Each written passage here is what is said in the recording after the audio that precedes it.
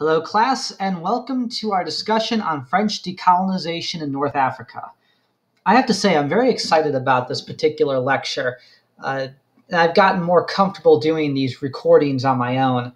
I have done acting for years, but I never really was into voice recordings. And what little voice recording I've done, I typically have done in character voices. So to do this straight up on my own has been a little uncomfortable, but I finally have gotten more comfortable doing these lectures and transferring these lectures from the longer 15-week version of the course that I taught just a few months ago to this much shorter, much more condensed course that I'm doing for the summer.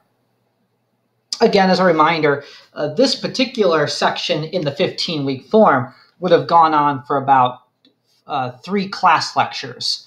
So over the course of about a week and a half, plus some side projects that would have been done as well, and a documentary, which we're leaving out. So I've had to make numerous cuts to this particular topic. And while I didn't initially envision a much larger, much more complicated topic version of French decolonization, one similar to the 15-week course, I think I found something that will fit our time frame and the allowance of time that we have very nicely, and you'll still get quite a bit out of it. In fact, I think you might enjoy this the most. I think this particular topic is very relevant today. It's very exciting and interesting to listen to and learn about. And I think maybe second to Iran or vice versa. Those two could be first or second because of how relevant they are and how fascinating they are. The Cold War is certainly very fascinating, and one could argue that the Cold War is going to happen again, or is in the process of happening again. But the Cold War, as we study it to the Soviet Union, is really over by '91. And while things are still going on in Afghanistan, they are not to the same level as they are in the former colonies of France and these other colonies that used to be held and occupied by European powers, such as Algeria or Vietnam. And the problems with Iran are numerous. If you watch the news, we're always dialoguing with them for good or for bad. So I like the history that is still relevant today. All history is still relevant today, but I like the stuff that is so current that one wouldn't even really call it history. They would call it more like a current event. Now, this particular event has very much passed, but repercussions of it still reverberate to this day, and we can still feel that. If some of you recall, perhaps in 2011, we had what was called the Arab Spring. And the Arab Spring was uprisings in Egypt, Libya, places in North Africa. That's very much a similar, not exactly the same, and certainly there's different roots to it, but continuation of what we talk about here, where people are tired of living under rulers who are either foreign or occupiers, or they are people who have been propped up by foreign occupiers and invaders. Gaddafi, for example, was Libyan himself, but he was being propped up by the United States, and the United States had installed him. Here, we're not going to talk about the United States so much as we're going to talk about the French and the French decolonization movement that occurs throughout the 1940s through the early 1960s. Now, because there are a lot of French colonies, and there are still French colonies today, we cannot talk about all of them. So I had to really narrow down our topic for these next 2 videos. And between the two major subjects I wanted to discuss, Vietnam and North Africa, particularly Algeria, I went with North Africa. And I'll explain why, because I do have a few slides here set aside to talk about colonization and to talk about Vietnam, but I wanted to focus our efforts more on North Africa, and I'll explain why when we get there. And I think you'll find it very intellectually stimulating. So this is the French Empire as it stood by the late 1930s, just before World War II. I couldn't find a very good picture of the French Empire, although it wouldn't be called an empire afterwards, but what the French Empire, the remnants of it, looked like after World War II. I couldn't find a very good picture that gave you the scope that this particular one has. While the French would lose quite a bit of this, a lot of the islands in the South Pacific were seized by the Japanese and then seized by the Americans, defeating the Japanese on their way to Japan. The French will be able to retain quite a bit of their empire after the post-war years. They will retain a number of the islands in the Caribbean, which they still have. They will still retain control of islands like Martinique. They will still retain control to a certain extent of islands like Madagascar and the islands around Madagascar. There are still colonies in the French Republic today that you can go to as a French citizen and visit, and you don't have to have special papers or passports to go there because they are French possessions. And likewise, people who live in the French colonies are treated a little bit differently. They're given certain French benefits, even if they are themselves not considered French. I don't want to draw a parallel because it's not a very good one, but think similar to the protectionist status of, say, Puerto Rico.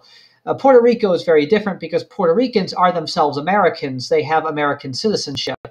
These colonial peoples in these different areas, such as the islands of Freedom, the islands of Reprise, the islands of Martinique, they don't necessarily have French citizenship. Some do, not all do, but they have certain protected benefits. Whereas in Puerto Rico, they are American citizens. So it's not a perfect parallel, but you get the idea. A place that we might not consider a state because it's not a state, but we could freely travel back and forth. And the people who live there can freely travel back and forth. And there are certain reciprocating benefits between both peoples and both regions.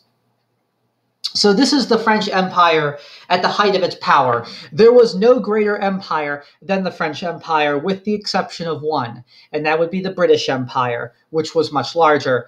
Although the French Empire is quite large in its own right, as you can see. The British Empire was perhaps a little bit better economically off.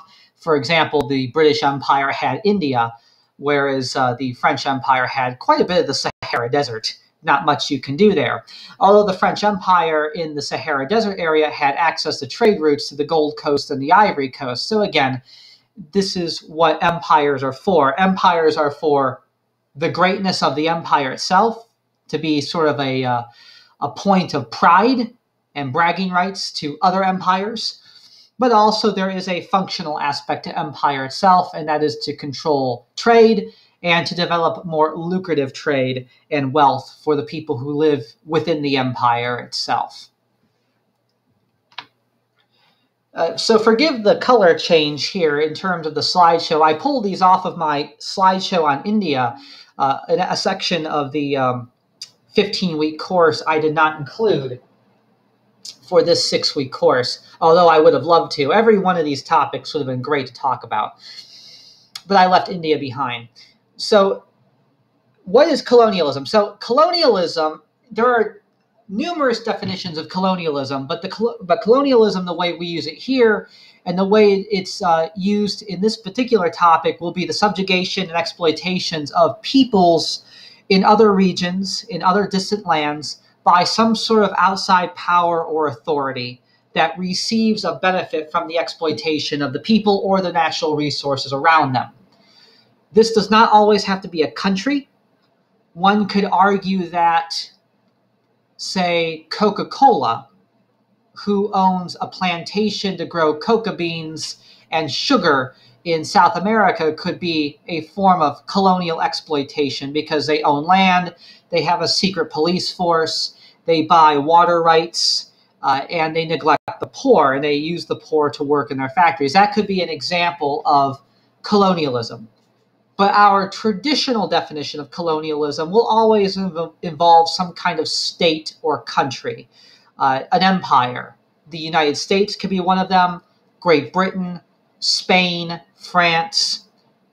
Essentially, all of the first world countries you might think of have had colonies or have had imperialistic possessions at one time or another in their history.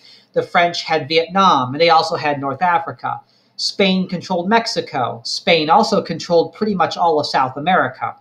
Great Britain controlled India, and at one time Great Britain controlled the 13 original colonies where we came from, the United States came from. The United States, for its part, some people consider our semi-protectorate colonial relationship with Puerto Rico to be a form of colonialism. I would not, although I have not studied it as closely, so I cannot comment on that. But certainly our possession of Hawaii, if you read about the United States and how they came to occupy Hawaii, possess Hawaii, and then eventually make Hawaii into a state, its history is very shady, very murky, and very much related to imperialistic and colonial designs. Very briefly, Hawaii was an independent kingdom. The only Americans that were in Hawaii at the time were members of the Dole family who were using Hawaiian lands as plantation land to grow fruits, bananas, and pineapples. And they used Hawaiian labor to do that. And when the Hawaiian monarch threw out the Doles because they were what she considered to be not very good for the economy, the Dole family was able to successfully lobby Congress for support in the form of battleships and Marines, who eventually seized Hawaii and turned it into a protectorate and then eventually a state in the 1950s. So colonialism comes in all different shapes and sizes, but this definition, as light as it is, still pretty much holds true. It is a group of people or some kind of area that is subjugated by an outside power, mainly for the exploitation of its natural resources, including human manpower. All of these colonial powers, for the most part, the classical ones, France, Spain, Great Britain, they will use an economic system called mercantilism. And if you've taken an American history course before, whether it was in high school or in college, you should have learned about mercantilism before, because mercantilism was what was used here in what became the United States when we were still just the 13 original colonies. So you can see a definition here. It's a closed system of trade. It's a closed system of trade within an empire itself that has strong protectionist policies, usually in the form of tariffs and trade restrictions and manufacturing restrictions. And all of this is designed to create what is known as a favorable balance of trade. And in this case, the case of mercantilism, the favorable balance of trade is between the colonial possession itself and what is called the metropole. The colonial possession would be, well, let me give you an example down here. Let's talk about sugar trade for a second. So let's say that the French Empire desires sugar. So they have colonial possessions in the Caribbean, in islands like St. Croix, Martinique, the French Virgin Islands, the French Dominican Republic, Saint-Domingue. So they're going to produce, those islands, which are part of the French Empire, are going to produce sugar for the French Empire.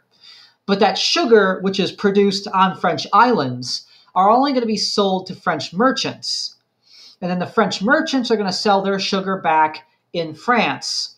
And the French citizens who want that sugar can only buy their sugar from the French merchants who only got their sugar from the French islands. So there is no competition here. If we're familiar enough with capitalism, the idea of capitalism is that it's all based on free trade and competition. And there is no free trade and competition here. You cannot buy, if you're a French merchant, you cannot buy your sugar from a British producer or a Spanish producer or a Portuguese producer or some sort of independent Dutch producer. You have to buy it from a French producer on a French island, and then you can only sell it to French citizens, and French citizens can only buy sugar from that French merchant. And because of that, every time the sugar changes hands, the price is greatly inflated. And this is on purpose. The higher prices are supposed to stimulate and continue the colonial economy so that the wealthiest at the top, the monarchs, the nobles, the merchants, they all reap the benefits of this. There is a pro and a con to this. Most of the, in today's economic system, the idea of tariffs and closing down trade, at the very least trade loopholes or trade barriers, is supposed to, in theory, stimulate the economy so that people here can always work. I won't pass judgment on that one way or the other because we don't live in the same system that the French, the British, and the Spanish did at this time, which would be in the 1700s, 1800s, really up until after World War II. But I will say this. It does generate these artificial prices to the point where it inflates the markets and creates real wealth and artificial wealth and markets that are more stable. They won't collapse on themselves because there is no competition driving down prices and driving people out of business. So this is one of the benefits of mercantilism.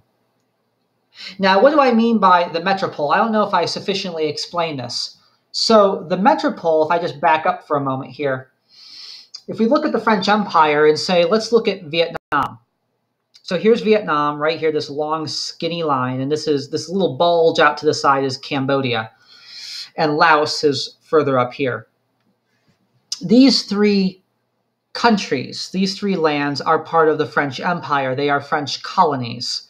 So they are what are called spokes or colonial spokes of the French Empire. And if you think of a wheel, a bicycle wheel, there are spokes that go to the end of this wheel. And the spokes, the little metal rods, go all the way back to a center point where all the spokes come together. That is called the metropole. And in this case, the metropole is France itself.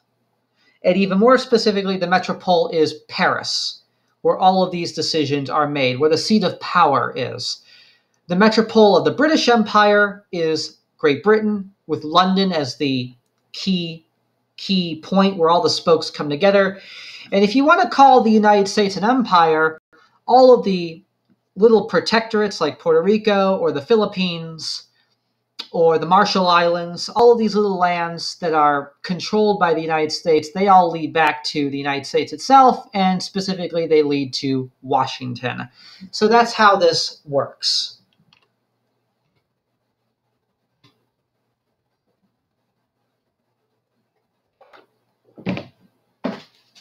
Vietnam, Laos, and Cambodia were seized by the French in the 1870s and 1880s. Laos, Cambodia, and Vietnam had been independently kingdoms at that point, along with Thailand, which would never become part of the British Empire but had a closer relationship with them. I won't get into that, but was independent. But over here you had Laos, the Kingdom of Laos, the Kingdom of Cambodia, and the Kingdom of Vietnam, all of which fell to the French through various protracted wars with each other, along with some protracted wars with China. Some of those wars I listed before in our previous lecture, the Sino-French War, the Second Sino-French War, in which France never conquered China, but were able to take port rights and shipping rights. And they also won control of these lands here in Southeast Asia, what becomes known as French Indochina. They took Vietnam and they divided it into three separate sections, Tonkin, Annam, and Cochin, whereas they left Cambodia and Laos alone, and this was merely for administrative purposes. All of the colonial mercantilist economic systems I previously spoke about in the previous slides were done here in these three countries. Now, what exactly were they doing in Vietnam, Laos, and Cambodia? Well, they were mainly producing rubber. So sugar, rice, and rubber were produced in Southeast Asia by the French in order to bolster the French economy. And the reason why rubber was so important to the French was because tires were being invented in the 1880s throughout the early 1900s. And because of tires, they needed more and more rubber. So they had to have some sort of control on the rubber industry to ensure that the empire had access to it. And in keeping with the mercantilist styles of economy at this time, the French used local labor, paid very poorly, to harvest this rubber, rice, and other goods from the countryside. These goods were sent back in raw form to France itself, where France manufactured all of these raw materials into everyday necessities, whether it was foodstuff, rubber tires, if they were extracting metals, maybe making cutlery or guns, whatever was extracted. and then it was sold back to the empire at a very sold back to the colonies in the empire at a very high rate. So this made the French manufacturers living in France itself a fortune, and the French wealthy landowners in Vietnam made a fortune as well. So it's a very predatory type of system. Nobody seems to win here unless you are a French landowner who is a minority in Vietnam at this time, or if you are a French merchant or French entrepreneur or business owner in France itself. Now, the French, despite the fact the system being very predatory, they do bring technological advancement to all of their colonies, and you can see a list of those here. These are things we spoke about before with the construction of a modern country like the Soviet Union, the United States, or China. Railroads, canals, irrigation, improved irrigation, public health, education, so on and so forth. But this was all very symbolic, and it really benefited only the purpose of manufacturing and cultivating the wealth for the upper 10%. As you can see here, just on the eve of World War II, the Vietnamese themselves were very, very poor. So while they had the benefit of all of these things, they truly didn't have the benefit of all of these things. It was really more for the French living there and for a very upper class Vietnamese social structure. Most Vietnamese were not part of this upper class elite group, and they were left out. And you can see here 15% of children only received an education by 1939. The rest were not. You would need an education. Children between the ages of 6 to adulthood worked on the rubber plantations. The French, though, did desire to make themselves look particularly benevolent, and there was an effort to promote what was called assimilation and better treatment for Vietnamese. But this only applied to Vietnamese who chose to give up their traditional customs and embrace French styles of living. So language, religion, which would be Catholicism mainly, French customs, whether it was the fair treatment of women, the equal treatment of men and women, things that we would think are really good, aspects of republicanism and democracy, French fashion, legal traditions, certain aspects of secularism. They would have to give up the Vietnamese traditions, usually Buddhism, their own local traditions, their own local tribal traditions, village traditions, and embrace everything French. If they did that, they would be given maybe some better treatment, some more than others. Obviously, those who are in the elite would be treated better. Those who were in the lower classes would probably be treated just the same. Needless to say, this type of lifestyle and this type of control begins to infuriate and upset many Vietnamese. And after World War II, when France was considerably weak because they had been defeated by the Nazis to a certain extent, at least formally during World War II, and the Japanese seized many French colonies when France was at its weakest, including Vietnam itself, they had a series of revolutions and rebellions aimed to kick the French out. And these eventually, although it took a lot of time, became very successful. Here's a picture, although admittedly not a very good one, of the inside of a French rubber factory.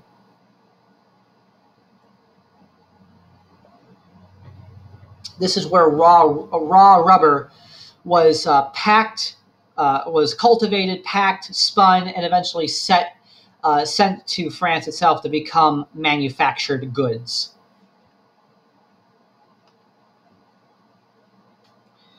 Now, although the French were kicked out by the Japanese in the late 1930s, and the Japanese proved quite brutal to the Vietnamese thought that the Japanese would treat them better because even though the Japanese are Japanese, they at least were Asian, and there were certain relationship similarities between both. Japanese do practice Buddhism.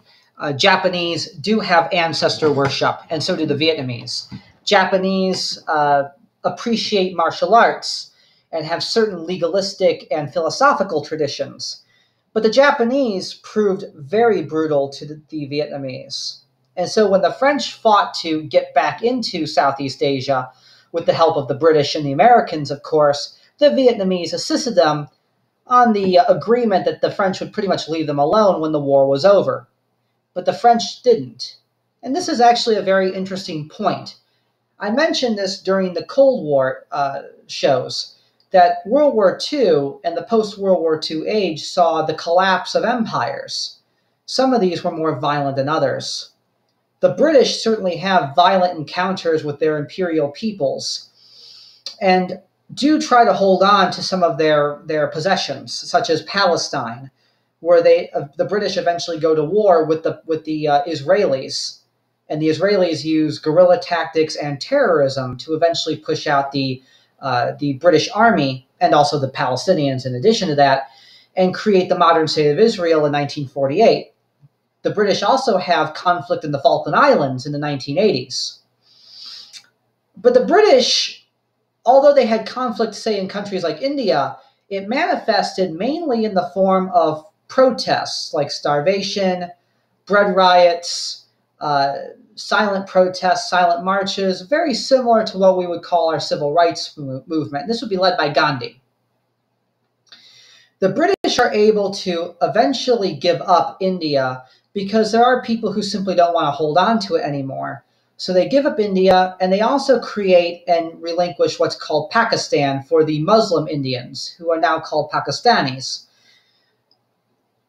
Although there is violence associated with this, the British, for their own part, don't really see much of it. The French, on the other hand, though, they refuse to let their colonies go down without a fight. The French were embarrassed during World War II, having been invaded by the Germans, having lost many of their colonies to the Japanese. And the French were not pressured the same way as the British and the Germans and the Italians and the Spanish to give up these colonies.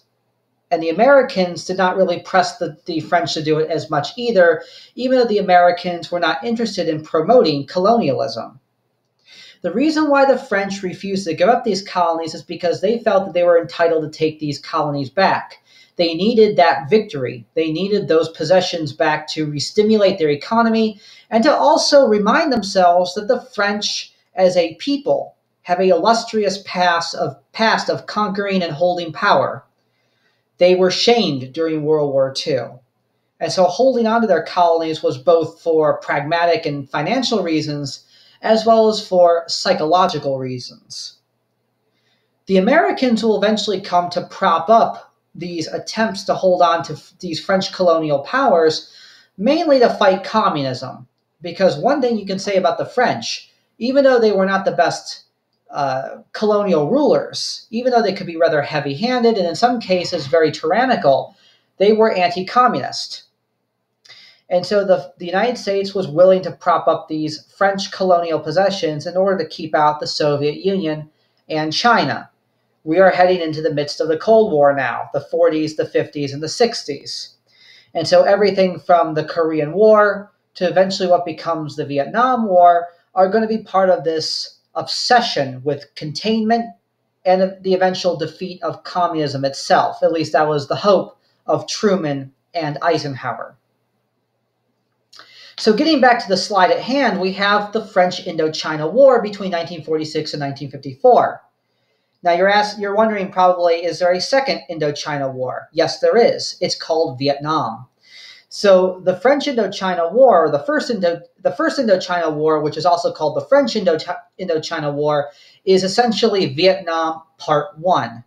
And when the French leave, the Americans slowly begin to take over, with the Vietnam War officially beginning in 1964, although Americans are sending advisors to Vietnam as early as 1958, 1959.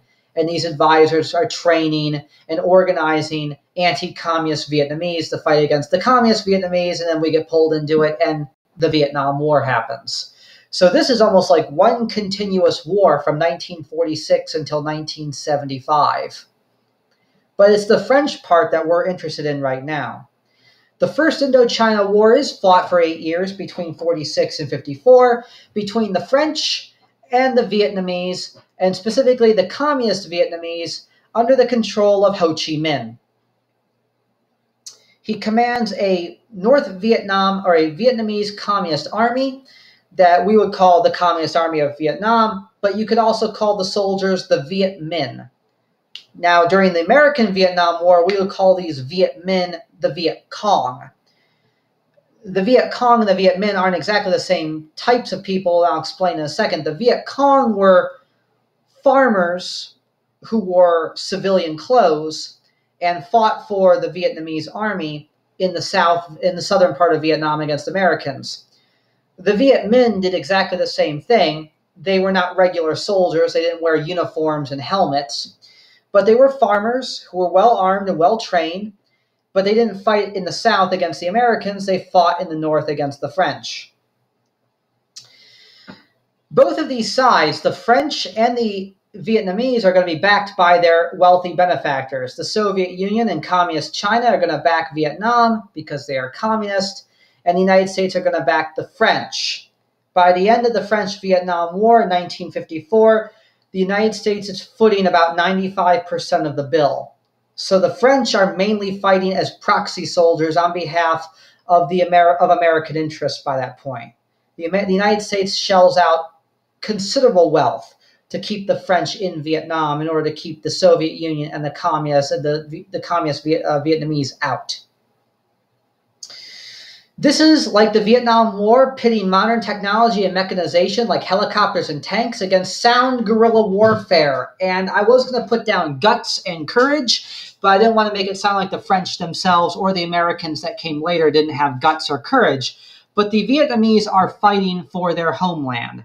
So the courage to fight for one's homeland, plus guerrilla warfare, plus supplies that come from the Soviet Union and Communist China against tanks, napalm, helicopters, jets, modern carpet bombing, everything that the modern 20th century army had to offer. The Vietnamese were able to match it and fight it and oppose it using these very time-honored tactics of hit and runs, hiding in the woods, digging trenches, digging tunnels, and simply wearing down their enemies until eventually they just did not want to fight anymore. The war culminates in 1954 with the French defeat at the Battle of Dien Bien Phu. And this is what this is a picture of right over here. This saw the French paratrooper elite, also called the Paras, against the French or the Vietnamese Viet Minh in a small little location near the Laos-Cambodian border. The French picked this area because there was an airstrip, and so they felt they could resupply themselves fairly easily, despite the fact that they were quite far away from the nearest French base. They felt that this small area in a valley, the valley of Dien Bien Phu, would be a great way to draw out the North Vietnam Army and destroy it with its artillery and superior machine gun technology. Unfortunately, that did not work. The battle lasted for about 4 months, and while the French certainly killed a lot of people, eventually all of their little positions, their machine gun nests and their artillery positions spread out around in this fortification would fall one by one to a very aggressive, very committed enemy. And eventually the French position would be completely overrun, and what French that were still alive were captured and put into prisoner of war camps. This forces the French to seek a negotiated peace, and Vietnam wins its independence after 1954, although it would be a short-lived independence because, again, not too long afterwards, the United States would invade South Vietnam to try to prop up the South Vietnamese government, which was democratic, against the North Vietnamese government, which was communist, and pulls the whole country into all-out war once more. Nearly 1 million are killed in these 8 years between the French and the Vietnamese. Now, why am I talking about all of this? That really concludes the Vietnam portion of this week. Why am I talking about all of this? Well, the French loss of Vietnam, Laos, and Cambodia, and especially the embarrassing way the French lost at the Battle of Dien Bien Phu, really sends shockwaves throughout the French Empire. And there are peoples who have been occupied by the French for decades. some even close to a century, and in some cases, in the cases of Algeria, they've been occupied for more than a century. And they saw the victory of the Vietnamese forces in 1954 against the French at Dien Bien Phu as a signal that a revolution is about to begin and that they need to undertake this as soon as possible. So the French-controlled colonies of French Morocco, Algeria, and Tunisia in particular, these three I should say in particular, because there are French holdings, as you can see here, in Equatorial Africa, West Africa, all of these colonial possessions decide that they really have had enough of the French, and they begin to organize their own rebellions and their own revolutions. Some of these are much more successful than others. Some of these are going to be much more violent than others. And the most violent and most aggressive of all three of these, or all of these, I should say, all of these, whether it's Syria and Lebanon, which are held by the French, these areas held by the French, numerous islands in the Atlantic and the Caribbean, the South Pacific, all held by the French. The area that's going to be the most aggressive are the three North African possessions of French Morocco, Tunisia, and especially Algeria. And most of our time is going to be spent on Algeria, though we will talk about these other two as well.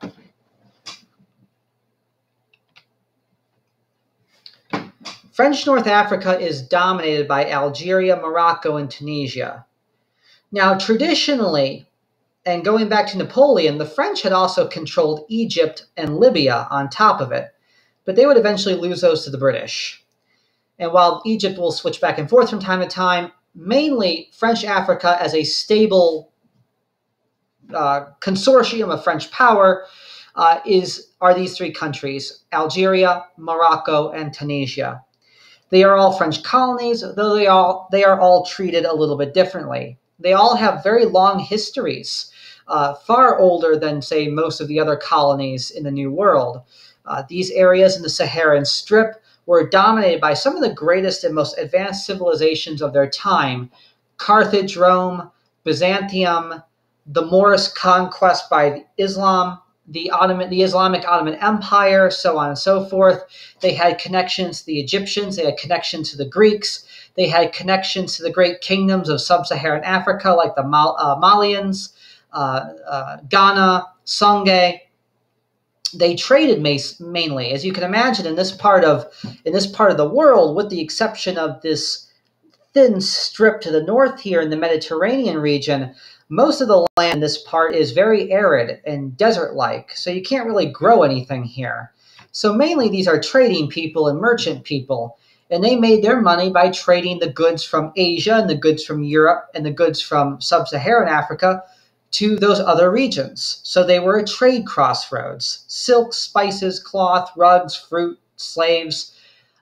Christianity and Islam would move through the region as well. So these are people with a very long and illustrious past. I want to point this out. These are not merely desert-dwelling people who are poor and know nothing of the outside world. They were very well connected, and some of them made a lot of money, and some of them also lived in very posh palaces and owned land and were kings, emperors, and noblemen in their own right. So I just want to give you that image, that these people were not always poor, and they weren't merely waiting to be subjugated by the French. The French showing up was not something they were really looking forward to.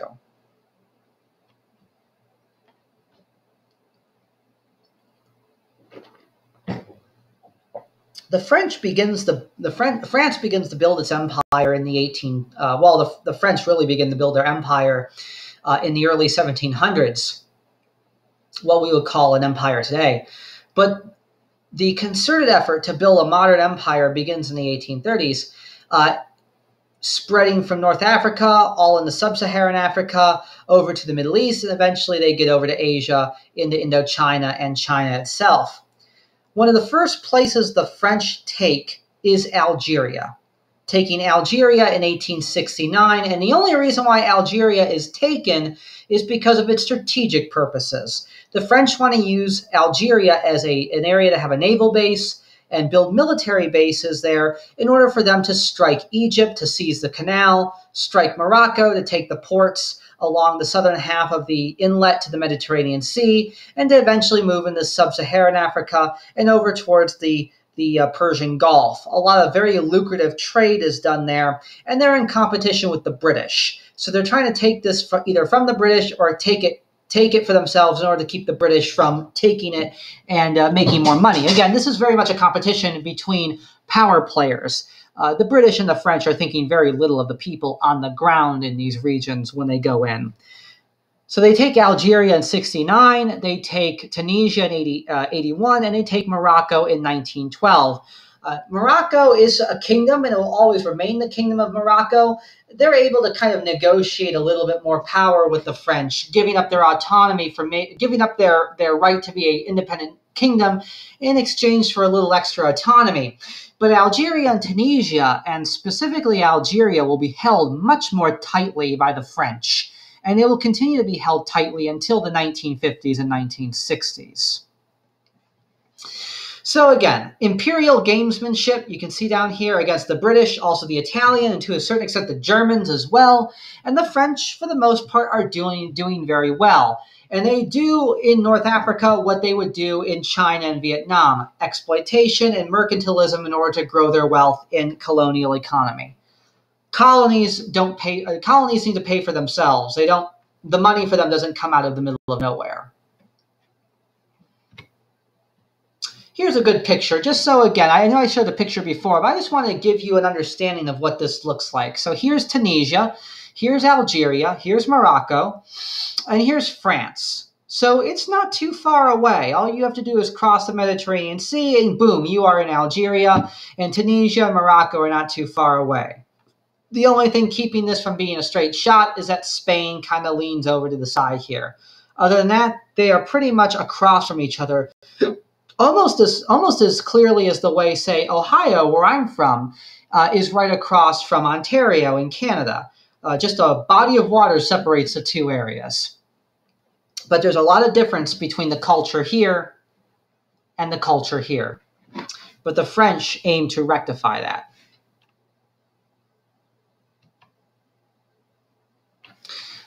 The French do something very different in Algeria than they do in Vietnam.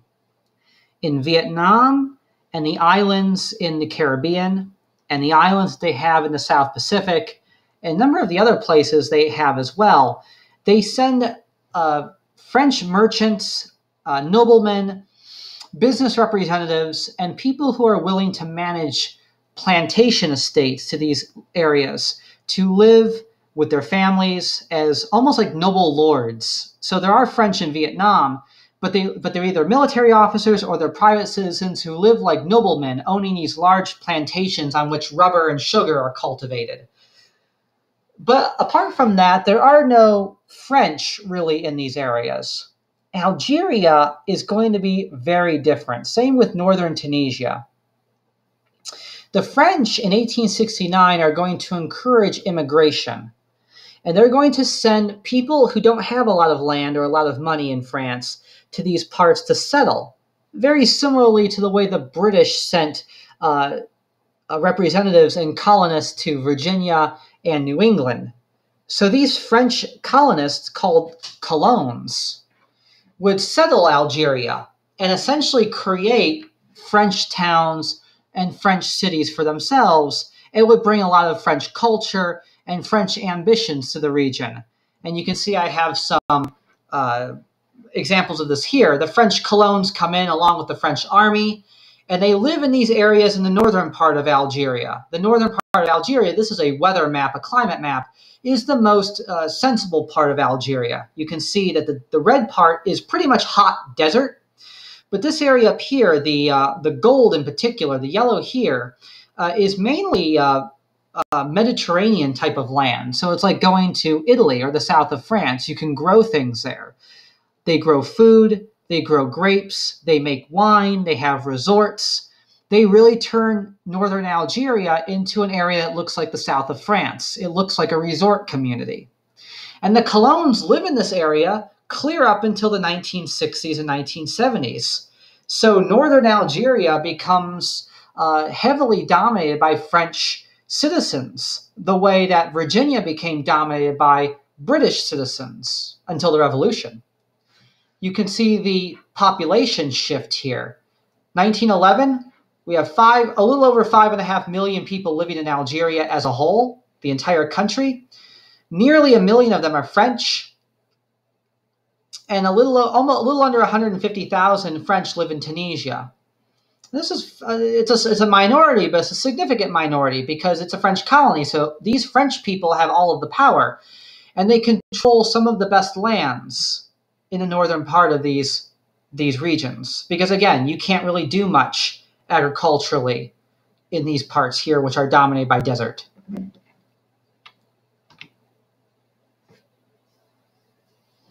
The French colons are treated as Frenchmen because they are French. They're French men and French women. They're French citizens, men and women, and their children. They are all French.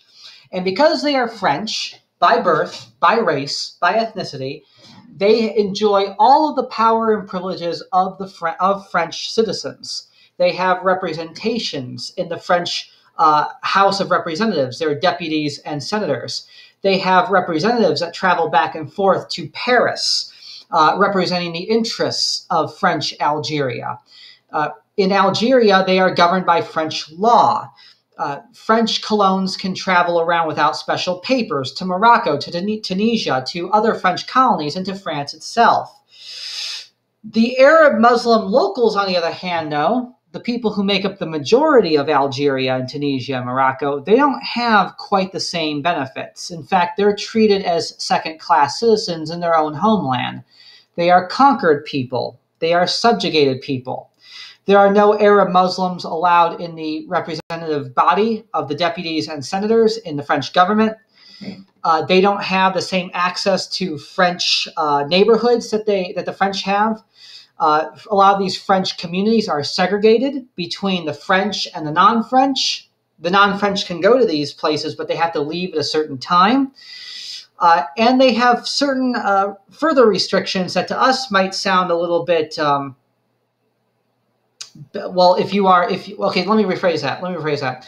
The French govern themselves by secular law. So if you commit a crime, you go before a secular court. That's the same is true as here. Even though we have Bibles that we swear on here in various courthouses, we'll have things like the Ten Commandments. These laws are still more or less secular in the United States, and that's the way it is in France. The Arab Muslims, though, they want justice as well, but they also want their laws to be drawn from Islamic law. The way some of our laws, even though they're secular, are drawn to a certain extent from kind of Christian traditions. And so they don't feel comfortable going to these courts because they don't feel that these courts understand them or represent their best interests. So the Arab Muslim population feel like strangers and second-class citizens in a land that is the land of their birth. So they are increasingly conscious of the fact that they are being occupied by these outsiders. And the colons themselves are quite aggressive in defending themselves and defending their right to occupy Algeria, Tunisia, and Morocco, mainly Algeria and Tunisia.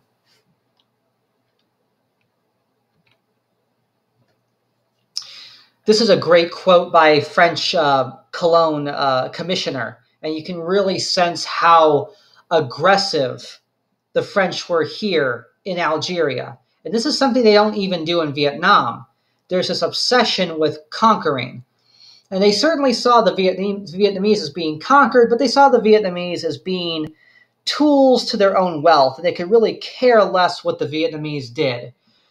But in Algeria and Tunisia, there is this desire to make sure that the Arab must know, these people must know that they are being ruled by the French.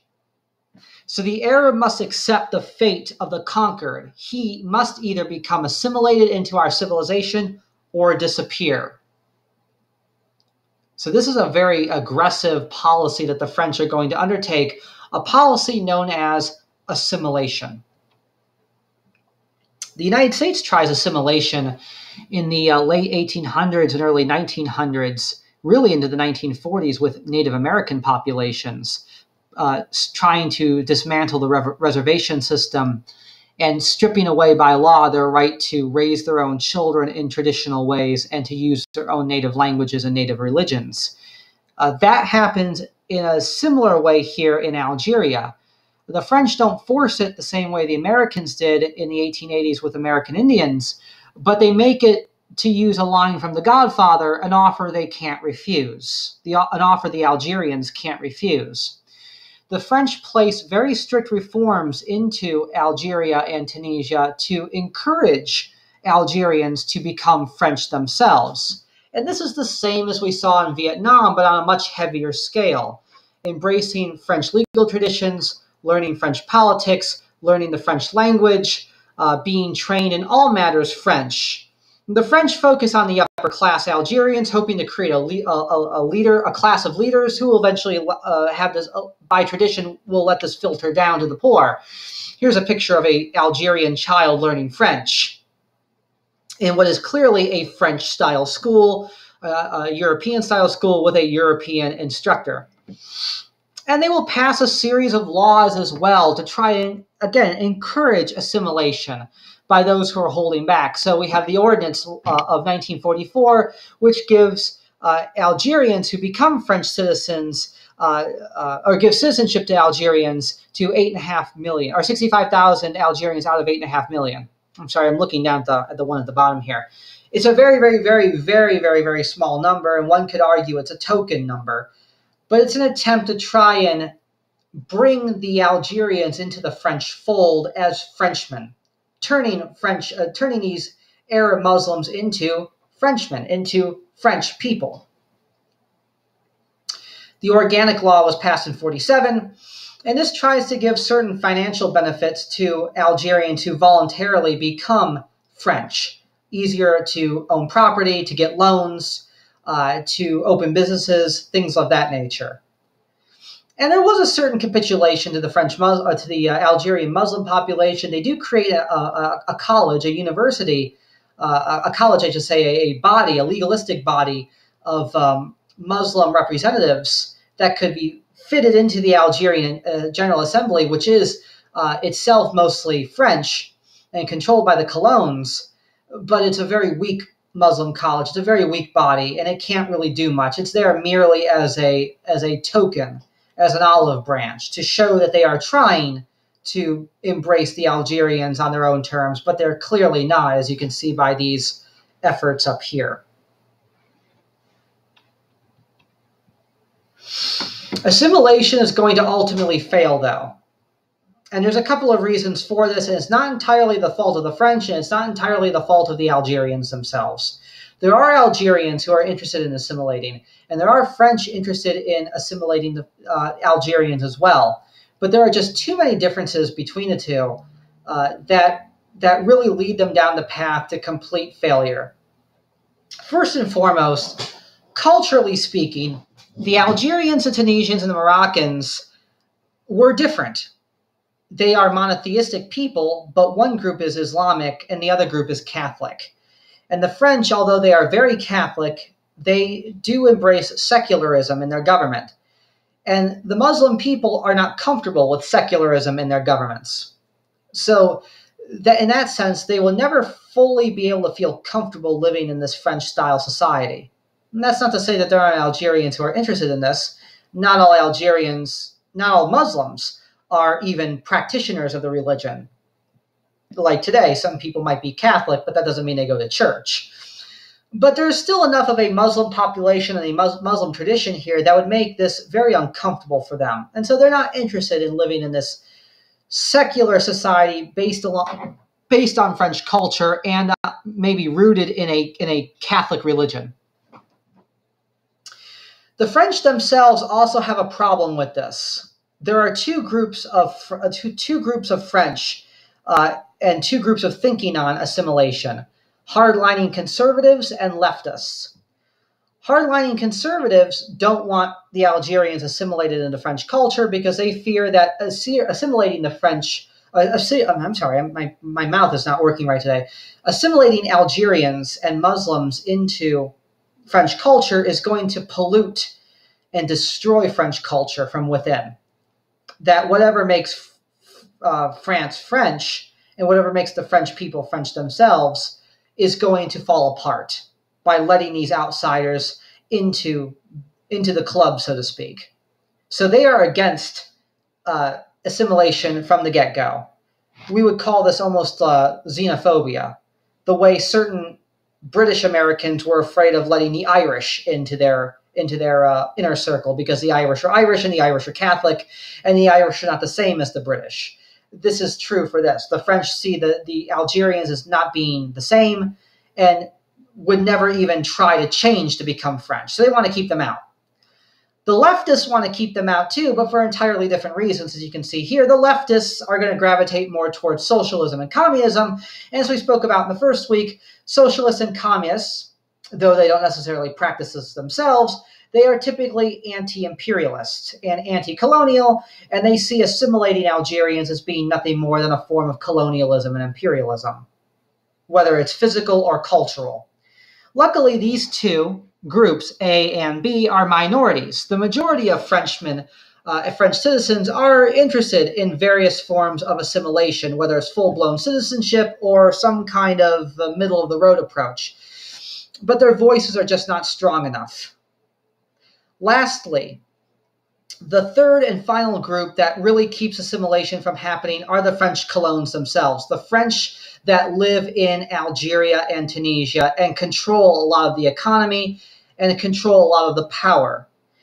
They do kind of fall into the hardlining conservative group, but they don't necessarily have xenophobic fears of the Algerians. They're not necessarily paranoid that Algerians are going to ruin French culture. That's the least of what's on their mind. They're opposed to assimilation because they want to keep control of their power. And the more Algerians who are allowed to have French citizenship means that more Algerians are allowed to vote in French elections, which means that more Algerians can vote out these French colons and vote in their own people who would take different approaches to levying power, whether it's distributing wealth differently, controlling taxes, changing certain cultural laws. And the French colons do not want to give up that power. They've had that power since the 1860s. They feel they are entitled to that power and that nobody, no force on earth, has the right to take it away from them. So Algerians in their own right, along with Tunisians and Moroccans, they don't really kind of want to do this. Hardlining conservatives say no, hardlining leftists say no, and the colons themselves have absolutely no interest in assimilation. So assimilation, despite the fact that the majority of French citizens living in France are kind of open to it because it makes them feel good about themselves, it is doomed to failure because too many people are against it. And that leads to rebellion and eventually all-out war in the 1950s. We're going to talk about that in the next slideshow. This picture here is from the Battle of Algiers, the movie you are going to watch this week. So I want you to watch that movie. You may watch it now before this next slideshow, or you can watch it after. I would suggest after. But regardless, watch the movie, enjoy it, take notes on it, and read the article that goes with it today, and do the paper and the discussion board. But keep in mind all of the things I talked about in this lecture, because it really helps us understand the friction between the French military in Algeria trying to hold on to power, why they are there, why they are trying to prop up this government to sort of avenge what happened in Vietnam, to show that they can still be a colonial power in their own right, to make sure that the world knows that they are not weak, that they are strong. There's also a sense that the French military truly wants to keep law and order because they are simple soldiers like everybody else, but they go to certain lengths to do it that make us feel very uncomfortable. The Algerian citizens, they use terrorism. But are they terrorists or are they freedom fighters? It's a very murky subject.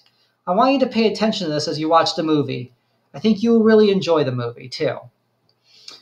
So that's it for this lecture. The next lecture will take us through the French-Algerian War and then what happens immediately after the war is over with decolonization. Thank you for watching.